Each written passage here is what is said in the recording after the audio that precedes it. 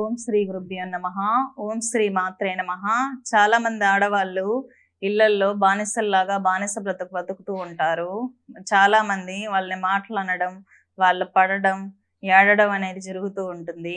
ఒకరి దగ్గర మేము మాట పడకూడదు, వాళ్ళ ద్వారా మేము టార్చర్ అనుభవించకూడదు అని అనుకున్న స్త్రీలు బగలాముఖి అష్టోత్తరం అని ఉంటుంది. గూగుల్లో కొడితే దొరుకుతుంది. బగలాముఖి అష్టోత్తరంతో కుంకుమార్చనలు నిర్వహించి పసుపు కలర్ స్వీట్ కానీ, పసుపు కలర్ నైవేద్యాలు కానీ, పసుపు కలర్లో ఉన్న వస్త్రాలు కానీ అమ్మవారికి సమర్పించడం ద్వారా ఎదుటి వ్యక్తి మనల్ని దూషించడం కానీ, మాట్లాడడం కానీ జరగదు. అనవసరంగా మనల్ని హింసించడం ఉండదు. ఎవరో ఏదో మన మీద మాటలతో అటాక్ చేయడం అనేది ఉండదు. అమ్మవారు స్తంభన దేవత.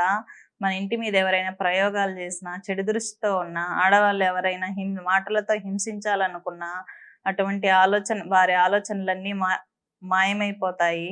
వారు మాట్లాడిన మాటలకు కూడా తగిన రిజల్ట్ ఉంటుంది. ఖచ్చితంగా ఆఫీసుల్లో పనిచేసే ఆడవాళ్ళు కానీ, ఇళ్లల్లో ఉన్న ఆడవాళ్ళు కానీ వాళ్ళ సెల్ఫ్ రెస్పెక్ట్ కాపాడుకోవడం కోసం బగలాముఖి అష్టోత్తరాలు పసుపుతో కానీ, కుంకుమతో కానీ అర్చన చేయడం ద్వారా మంచి ఫలితాలు అనేది పొందొచ్చు. తమ ఆత్మగౌరవాన్ని కూడా నిలుపుకోవచ్చు అన్నమాట.